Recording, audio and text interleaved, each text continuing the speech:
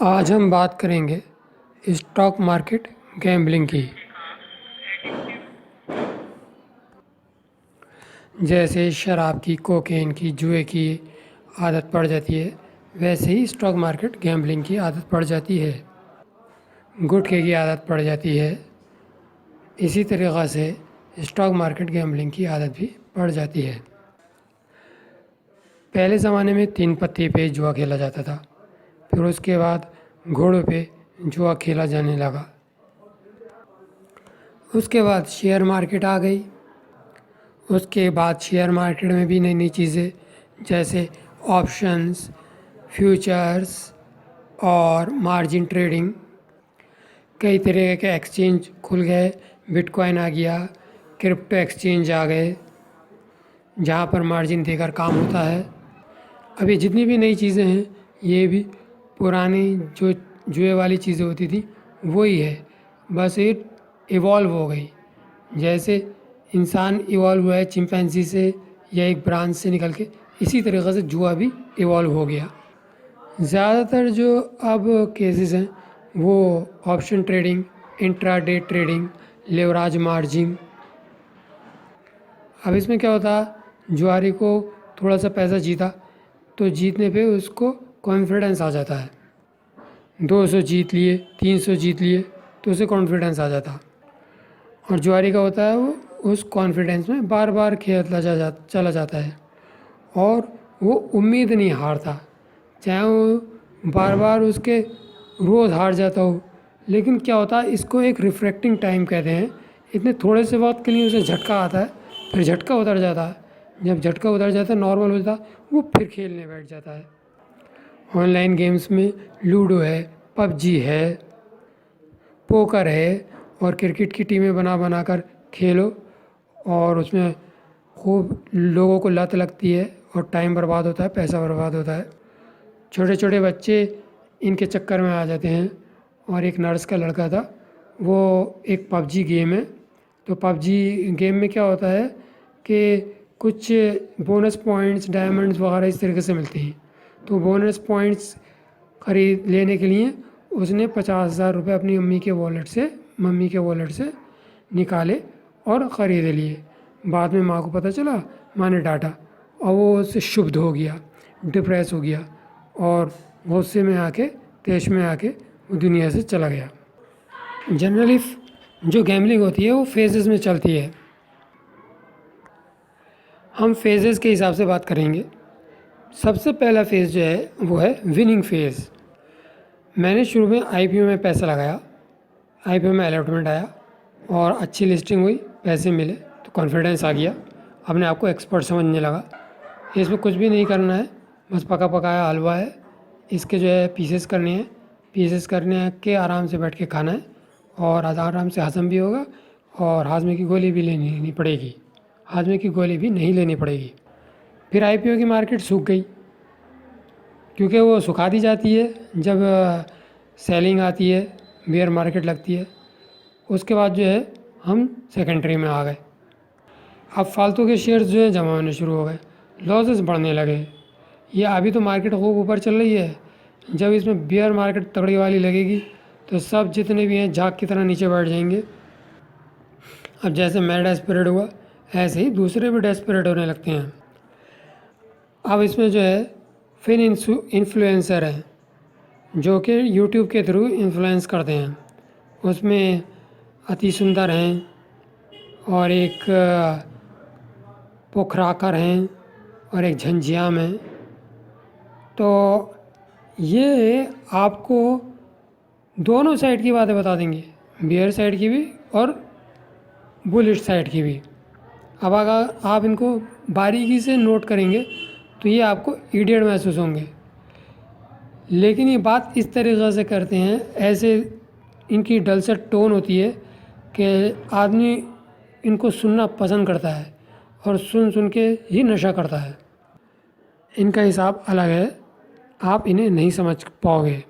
अब हाथी के दांत हैं तो दिखाने के कुछ और होते हैं और खाने के कुछ और होते हैं। अब आती है डेस्परेट फेज। अब जो इंसान का लॉस होता है तो इंसान सोचता है मैं किसी भी तरीक़े से उसे वापस कवर कर लूँ। अब मुझे वारसी साहब मिले, असिस्टेंट इंजीनियर। अब जब उनका 16 लाख रुपए डूब गया तो वो कहने लगे कि मैं अपना फ्लैट बेचूँगा और फ्लैट बेचने के बाद मैं अपना नुकसान कवर करके दिखाऊँगा और फ़ायदा कमा के दिखाऊँगा। हार मानने वाला ये सोचता है कि मैं और पैसा लगाऊँगा और जो पिछला लॉस है उसे कवर कर लूँगा। और पिछला अगर मान लीजिए मैंने 1 लाख रुपया लगाया था, इस बार 10 लाख रुपया लगा दूँगा और 10 लाख रुपये ज़्यादा अमाउंट लगाऊँगा, ज़्यादा अमाउंट से मेरी ज़्यादा एक्यूरेसी हो जाएगी। एक्यूरेसी अमाउंट से नहीं होती है। अब जो गलती हो गई है वो गलती से मैंने सब सीख ले ली है, अब मैं जो है कमा के दिखाऊँगा। ये था तीसरा फेज़, डेस्परेशन। अब आता है चौथा फेज़। चौथा फेज़ है होपलेसनेस। अब होपलेसनेस वाले फेज़ में घर के गहने बिक जाते हैं, बीवी के बर्तन बिक जाते हैं, घर बिक जाता है और फिर जानने वालों से उधार लेके और उधार में कर्ज़े में चढ़ जाता है आदमी, उसका कर्ज़ा बढ़ जाता है, कर्ज़े के बोझ तले आ जाता है। आप जो इनिशियल बिजनेस करते हो, नौकरी करते हो या कुछ भी है, वो इस स्टॉक मार्केट की वजह से बंद हो जाता है, ख़त्म हो जाता है। इस फेज़ को कहते हैं होपलेसनेस। तो इस तरीक़े से जो गैम्बलिंग एडिक्ट होते हैं उसमें डिफरेंट फेजेस के हिसाब से आप उस गैम्बलर में, स्टॉक मार्केट गैम्बलर में डिफरेंट लक्षण पाएंगे। वो हर काम छुपा के करेंगे और दूसरों से बचे रहेंगे, बात नहीं करेंगे और सीक्रेटली काम करेंगे, बताएंगे नहीं, पता नहीं क्या कर रहे हैं और दूसरा उन्हें पकड़ नहीं ले वो क्या कर रहे हैं। वो अपने आप में ही सिमट के रह जाते हैं, प्री ऑक्यूपाइड हो जाते हैं, सोशल इंटरेक्शन उनका बिल्कुल कम हो जाता है, कोने में पड़ जाते हैं। कभी वो गुटखा जो है मुंह में दबा हुआ है, कभी वो चेन स्मोकर बन गए हैं, एक सिगरेट के बाद दूसरी सिगरेट। अब मैं कॉल बाय करूँगा, अब मैं पुट बाय करूँगा, अब मैं गोल्ड पेटल लूँगा, अब मैं मिनी गोल्ड लूँगा, अब मैं क्रूड पकड़ूँगा, अब मैं इंट्राडे करूँगा। मेरे पास बहुत ऑप्शन है, सारा पैसा तो मुझे वापस मिल ही जाएगा। अब मैं निफ्टी बेच लेता हूँ, अब मैं गोल्ड बीज लेता हूँ, अब मैं बुल स्प्रेड लेता हूँ, अब मैं बियर स्प्रेड लेता हूँ, अब मैं रिवर्स बुल स्प्रेड लेता हूँ, अब मैं रिवर्स बियर स्प्रेड लेता हूँ, मैं स्ट्रेडर लेता हूँ और मैं होल्ड करता हूँ। एक ही दिन में मार्केट इनफाइनाइट चार्ट पैटर्न्स बना सकती है और आपको बहुत से अच्छे लगेंगे कि हाँ ये सही है, ये सही है। आपको उसी बेयरिश बुलिश पोजीशन पे यकीन आएगा और आप उसी पे पैसा लगा दोगे। अब इसमें लगाता हूँ, अब उसमें लगाता हूँ और लाता हूँ पैसे और लाता हूँ और लाता हूँ और आपके पास होल्ड होता चला जाता है, लॉसेस बढ़ते चले जाते हैं और सक्सेस आपको मिलती नहीं। मेरे पास एक्सेल स्प्रेडशीट सॉफ्टवेयर है जिसमें मैंने अपने सौदे नोट कर रखे हैं। ये सारे सौदे पेपर ट्रेड हैं और टोटल अब तक मेरे पास 1,37 लाख रुपए के सौदा हो गए हैं। अब मैं उनको बार बार एक प्रोग्राम से चला कर देखता रहता हूँ तो वो मेरा लॉस तकरीबन 40 लाख रुपए बताता है। अभी अब मेरे पास इतना पैसा है नहीं और अगर एक्चुअल होता तो मेरा पता नहीं क्या हाल होता। ये सिर्फ पेपर ट्रेड है, बस ये है कि नोट करे हुए हैं और मैं अपनी एक्यूरेसी ट्रैक करता हूँ और वो एक्यूरेसी मेरी गलत निकल कर आती रहती है। बस माल चाहिए ही चाहिए, कुछ ना कुछ ख़रीदना ही है, जुआ खेल नहीं खेलना है। ये जो है दिमाग बस इसी धुन में आ जाता है। बॉडी में एड्रेनलिन केमिकल बनाना है जिससे अच्छा सुकून महसूस हो, body flight and fight response में आ जाए और उसको मज़ा लगे। इसका ताल्लुक़ पुरानी बातों से है, पुरानी ट्रॉमा से, स्ट्रेस से, जिसकी वजह से इंसान किसी नशे में डूबा रहता है, उसको स्टॉक मार्केट मिल जाता है तो वो बस कोई सौदा डाल के और सुबह से शाम तक टर्मिनल के आगे रेट को आंखें गड़ा कर देखता रहता है, ऊपर नीचे और लो और लो और लो, नीचे जा रहा है और लो। शुरू में 1,000 हो जाता है लॉस, फिर 2,000 हो जाता है, फिर 3,000 होते होते लाख रुपये पहुंच जाता है, फिर हल्के हल्के करके 16 लाख रुपए हो जाता है।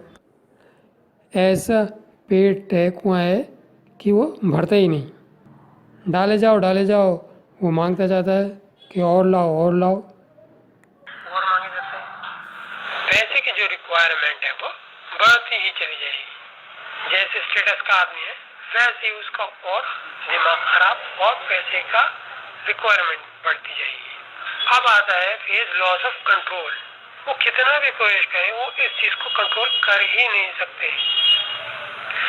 जैसे ही रेट दिखा निफ्टी का या फिर रेट दिख गया आईटीसी का, कोल इंडिया का, या फिर दिख गया निफ्टी 20 का, तो फौरन ही दिमाग में कीड़ा और झमाका होता है कि मुझे पैसा लगाना ही लगाना है।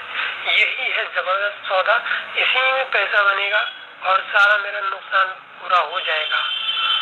इंसान कैलकुलेट ही नहीं कर पाता है कि उसका नुकसान कितना होना है, उसका फायदा कितना होना है और कितनी बार आगे वो खेलेगा कि पिछले लॉसेस को कवर करे।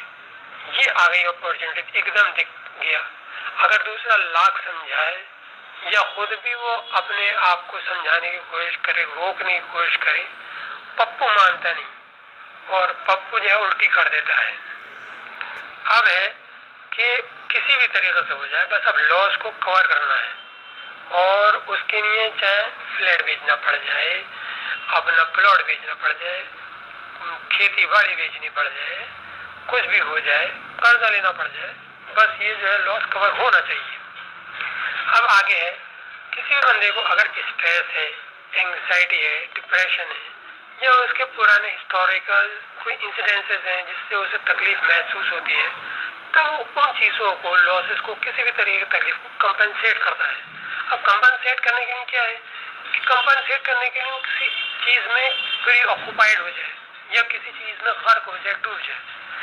अब डूबने के लिए अथाह समुद्र क्या है? अथाह समुद्र है स्टॉक मार्केट या एक्सेट्रा ऐसी कोई भी चीज।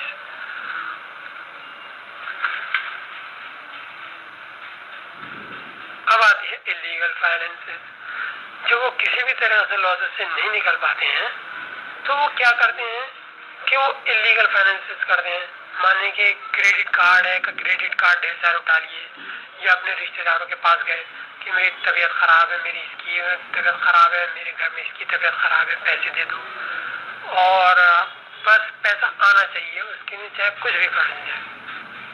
बैंक से फर्जी लोन ले लेना या मल्टीपल अकाउंट से पैसा निकालना, कई तरीके से जो है वो फर्जी पैसा लेना या दूसरों का पैसा मार देना, झूठे इनवॉइस बनाना, झूठे बिल बना के ऑफिस में लगा देना और वहां से पैसे निकालना, सोचना कि ऐसे कर दूं तो मुझे कंपनसेशन मिल जाए और मैं उस पैसे को फिर यहाँ लगा दूं, और तरीके के खुराफाते दिमाग में आनी शुरू हो जाती है। तो ये आता है इलीगल तरीके से फाइनेंसेस कलेक्ट करना, झूठ बोलना, हर किसी को झूठ बोलना और बताना नहीं कि कितने बड़े लॉस में खड़े हैं, और अगर पता चल गया तो मामला खराब हो जाएगा।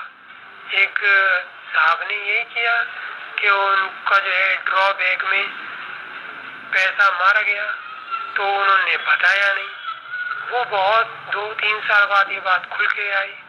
जब खुल के आई तो उनको उस बात के लिए बहुत परेशान होना पड़ा।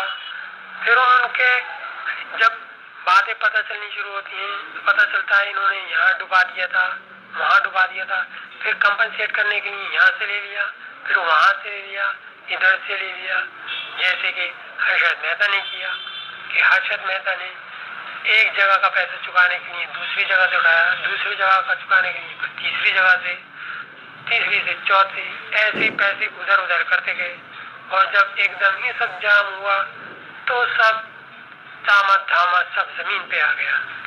कभी घर के बर्तन बेच देना, कभी घर के पेपर को मॉर्टगेज पे रख देना, कभी गहने बेच देना, कभी खुदी मंडी में पहुंच के जो है मजदूरी करना, और कभी मंगल के दिन जो है दुकान खोलना।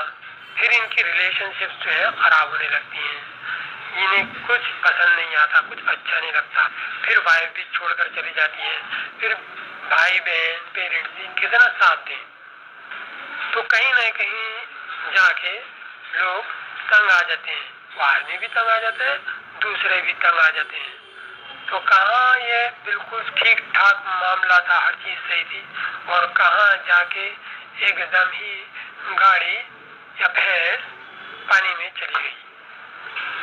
अब इसके कॉजेज क्या हैं?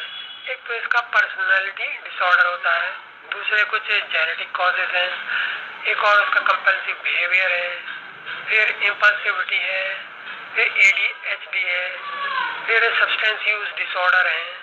तो इसके ये सारे कॉजेज हैं कि क्या कॉजेज हैं जिसकी वजह से कुछ लोग इसमें ज्यादा जाते हैं और कुछ लोगों को ये इतना असर नहीं करती। जैसे कि कोरोना है, कुछ लोगों को वो खत्म कर गई, लेकिन कुछ लोगों को सिर्फ इफेक्ट करके चली गई। एक तरह का कंपल्सन होता है कि इस गेम में पैसे डालो, इसमें करो, उसमें करो। इंसान को माने ये एक चीज जो उसकी मेमोरी में है, दिमाग में है, वो बहुत ही गहराई में कहीं बैठी हुई है कि ये तुम्हें करना ही करना है, रिस्क लेना ही लेना है, और रिस्क लेके पैसे कमाने ही कमाने हैं।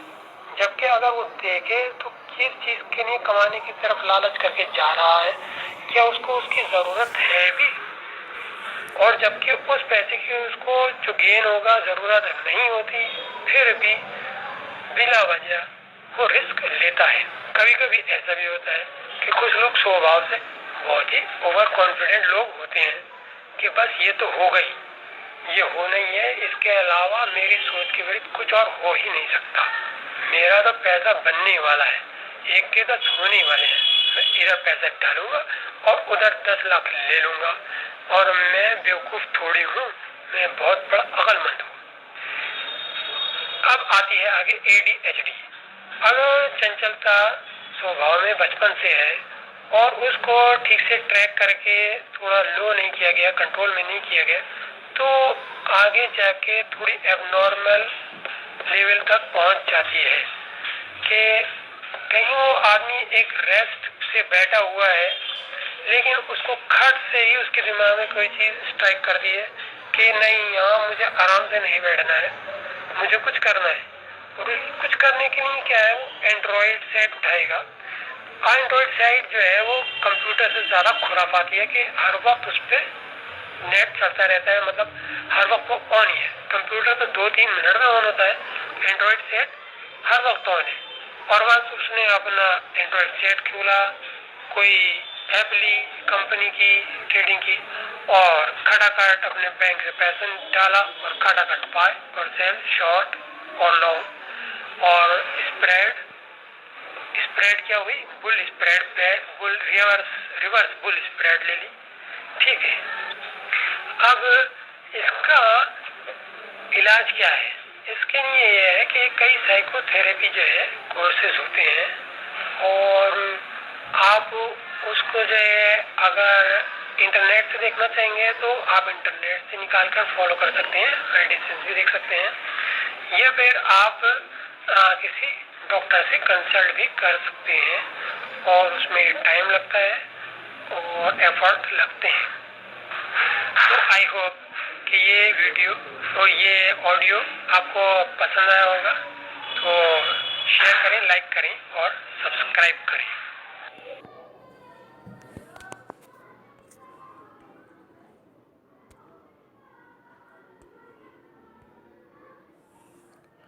ड्रॉबैक गेम, फ्रॉड, पुजेरी गली, मुरादाबाद।